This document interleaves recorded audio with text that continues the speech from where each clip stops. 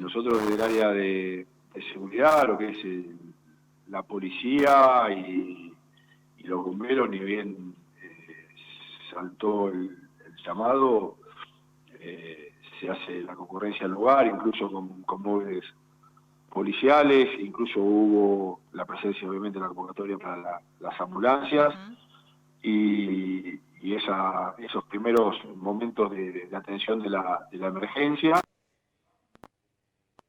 En este caso, bueno, ratificar lo que vos planteabas respecto a la cantidad de personas evacuadas y de abuelos que sufrieron lesiones y demás, y bueno, tenemos la misma información que te ha brindado del Ministerio de Salud respecto a un abuelo fallecido. Y a algunos, creo que son 3 más que están con algunas situaciones un poco más de pronóstico reservado. No mucho más que eso. Está interviniendo la Fiscalía a cargo del doctor Layuz, que ya ha dispuesto actuaciones en la fase investigativa respecto al siniestro. Obviamente habrá que esperar las pericias correspondientes, tanto de bomberos como todas las que tengan que ver con la dilucidación de este siniestro, ver cuáles son las causas del mismo y demás, más allá de las hipótesis y comentarios que uno pueda tener. Me parece ser prudente en esto y esperar que lo confirme directamente la fase investigativa a cargo de la Fiscalía del doctor Layuz. Bien, Lisandro, bueno, acá por lo menos lo que me estás confirmando vos, lo que está diciendo este comunicado, que se habían recibido apercibimientos por lo menos municipales. Vamos a hablar en el ámbito local, ¿no? Un apercibimiento entiendo que tiene un periodo como para que esa persona exprese o cierre o por lo menos se comunique para poder hacer las cosas legales. ¿Se sabía en cuándo fue el último apercibimiento? A ver, una cuestión ahí para aclarar. Todo el tema de lo que tiene que ver con geriátricos y este tipo de residencias de larga estadía, donde, a ver, que parten de una problemática compleja a nivel, yo diría, no solo de Argentina, sino mundial, que es el tema de la tercera edad y del cuidado de nuestros abuelos. En el caso de la provincia de Buenos Aires, la que habilita o clausura estos lugares es la provincia de Buenos Aires, a través de la Dirección de Fiscalización Sanitaria, que depende del Ministerio de Salud de la provincia. El municipio, en este caso a través del área de tercera edad, lo que hace es colaborar justamente en la fase de fiscalización, de información, siempre dando información hacia los organismos que yo te refería, pero sin poder decisorio en materia de lo que, por ejemplo, podría llegar a ser un tema de una clausura del establecimiento, ¿no? En ese punto,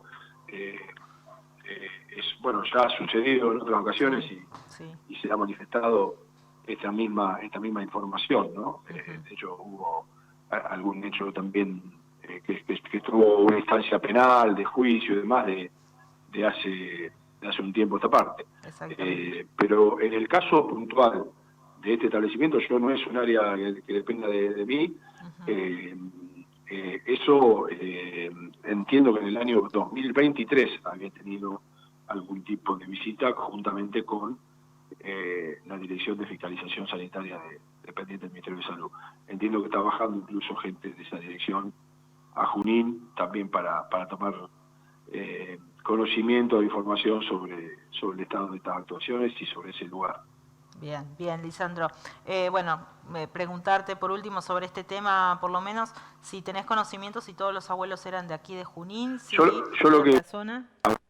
Lo que sí es importante también destacar que en la provincia de Buenos Aires está vigente la ley de emergencia en geriátrico, que es la 15.171, que dispone en el artículo 6º, si me permitís, justo tengo la normativa en mis manos, que durante la habilitación definitiva no se procederá a cierre o clausura de ningún establecimiento residencial, justamente por falta de educación, en la medida que se verifique prima facie el cumplimiento de los requisitos previstos en en esta ley. Esto es un poco lo que está pasando, ¿no? En toda la provincia de Buenos Aires, donde proliferan muchos de estos establecimientos y tal vez no cuentan con la habilitación definitiva por las exigencias normativas o porque los trámites llevan su tiempo y demás, insisto, y están centralizados en la provincia de Buenos Aires, y por ahí lo que en el mientras tanto la ley provincial 15.171 es que en el mientras tanto, mientras de la fiscalización surjan que hay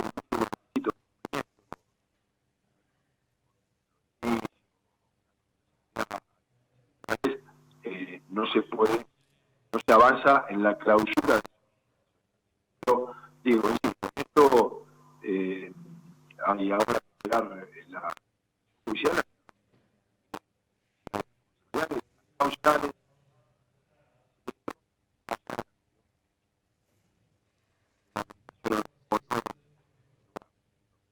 Bueno, creo que lo estamos perdiendo a Lisandro. Una lástima lo que estaba explicando porque era muy, pero muy interesante y me quedaba un tema más para hablar con él. A ver, Lisandro, ¿me escuchás? Sí, te escucho. No sé hasta cuándo. Te perdí, te iba perdiendo muy de a poco. La verdad que no te escuché del todo lo que me ibas diciendo. Pero bueno, nada, quedaba por preguntarte sobre este tema que es muy interesante lo que estás diciendo y la verdad que habría que reverlo de una manera pero muy, muy profunda. Pero me queda solamente por preguntarte y para no quitarte más tiempo por el caso Taviani. Hay 5 años que se pidieron a este joven que atropelló, ¿no?, a la gente vial en el mes de noviembre del año pasado y pareciera que se empieza a hacer justicia, ¿no? ¿Qué tenés vos para decir sobre este tema?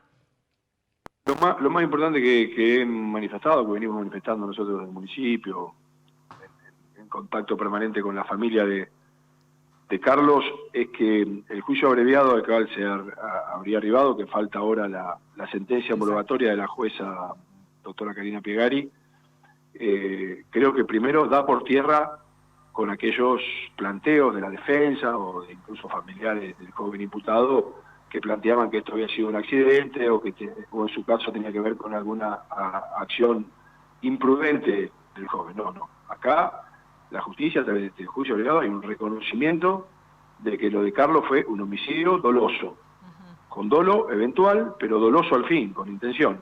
Claro. Y eso me parece que es un antecedente muy importante, un antecedente que deberán tener en consideración aquellos jóvenes y no tan jóvenes que realizan conductas desaprensivas en el manejo de motovehículos o incluso de vehículos, que se quieren escapar de controles de tránsito, que hacen caso omiso a la normativa de tránsito y que hacen wheelie en el medio de la ciudad. Bueno, en este caso la justicia está dando un mensaje, contundente, ¿no?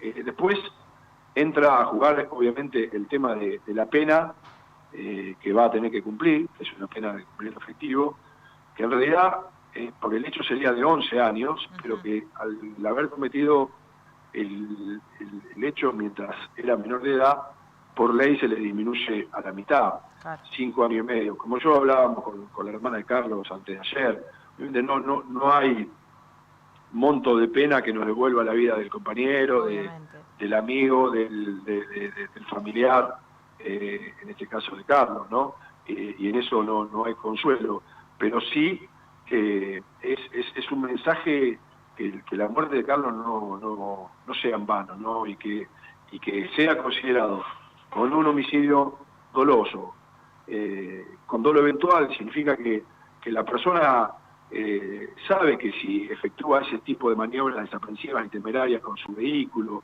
escapándose en forma desaprensiva como sucedió de un control de tránsito o efectuando wheelie en el medio de la ciudad, eso no va a ser una simple imprudencia, eso no es una simple infracción de tránsito, como venimos diciendo, sino que en el caso de que se concrete, como lamentablemente se concretó, la pérdida de una vida humana, o como puede ser también una lesión y demás, eso va a ser considerado con intención.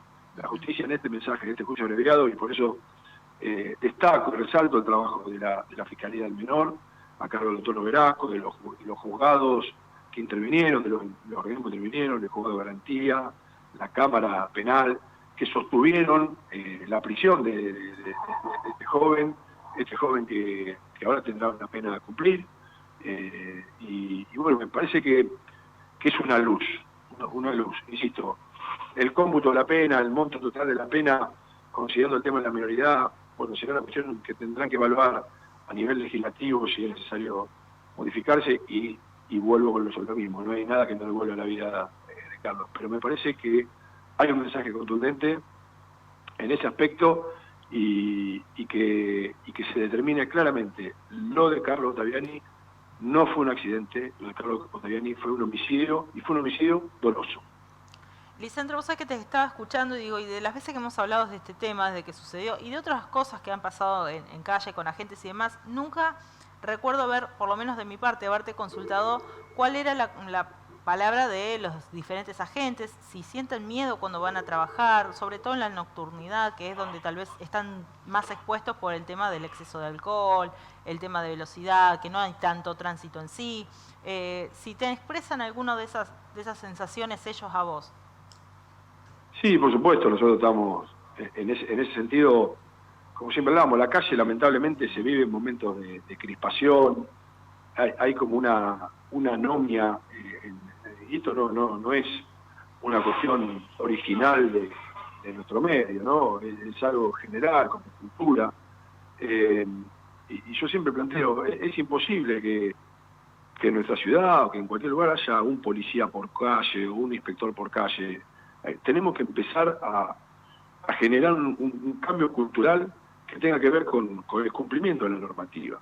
Después puede haber, por supuesto, cosas siempre a ajustar y hay veces que nosotros a veces hemos sido críticos también con el accionar de nuestros inspectores y tenemos cosas para corregir, las planteamos y ha habido modificaciones normativas también, hemos incorporado la tecnología para tratar de justamente evitar que un inspector salga a perseguir en moto a algún infractor, o por eso el tema de las bodycam va a ser importante, claro, para garantizar la transparencia como hablábamos el otro día con vos, ¿no? Para garantizar también la transparencia del procedimiento y también para de alguna manera proteger al propio inspector. De hecho, ustedes podrán ver los operativos que se realizan a diario en nuestra ciudad, los propios inspectores cuentan con un acompañamiento policial, ¿no? Sí, sí. Y lamentablemente se repiten, ¿no?, situaciones de gente que se ofusca, que agrede al inspector, que lo insulta, como sucede también con policía, y en realidad el inspector está haciendo su trabajo. Puede ser cosas, por supuesto, que siempre haya para corregir y hay cosas que pueden molestar,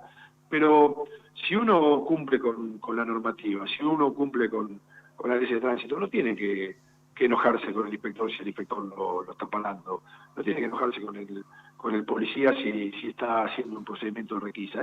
Es para prevenir y es nada más y nada menos que el cumplimiento de la ley. Creo que hay que bajar a veces los niveles de crispación y de violencia, porque si no llegamos a situaciones como que lamentablemente nos pasó con Carlito, ¿viste? Porque la verdad que yo he tenido que escuchar en la cloaca de la sociedad, que hoy lamentablemente suelen suceder con las redes sociales, algunos del anonimato, que prácticamente algunos querían plantear que la falsedad de que era culpa del inspector, o que el inspector para qué estaba ahí parado, o el inspector para qué se cruzó, cuando además no había sido así, ¿no? Porque había cámaras en el lugar que determinaron lo contrario, pero realmente, digo, tenemos que reflexionar en estos tiempos de tanta violencia que a veces lamentablemente nace de arriba, no solo de abajo, a veces la violencia nace también de arriba. Tenemos que recuperar la cultura del cumplimiento de la norma. ¿Hay que usar casco? No, porque va a estar el inspector parando en un control de tránsito. Hay que usar casco porque así lo dice la ley. Y si la ley lo dice, por algo es. Y si estamos en desacuerdo con la ley, habrá que trabajar para una modificación. Pero no podemos ir hacia la agresión a un agente público que está realizando su trabajo. En eso vamos a insistir y por eso respaldamos el accionar de los inspectores. Y si hay cosas para corregir, como le he dicho, algunos que han tenido alguna crítica hacia el accionar de la policía o de algún inspector, que nos lo haga llegar, que haga la denuncia correspondiente y que se tratará de trabajar y corregir si hay situaciones de esa. Pero en realidad lo que tenemos que plantearnos todos es: debemos cumplir con la normativa, en este caso la de tránsito, que es la que estamos hablando. Hay que andar con casco porque lo dice la ley, y porque además está demostrado que el casco salva vida. Exacto. Hay que andar con la moto sin el escape prohibido, porque el escape genera ruido molesto y eso está penado por la normativa. No hay que conducir y pasar un semáforo en rojo, no hay que conducir a una velocidad que no lo permita la norma, ¿no? Nosotros tenemos, por ejemplo, las avenidas de circunvalación. Yo, 2x3, uno escucha a gente que se queja ahí, tengo un montón de multas, son recaudatorias.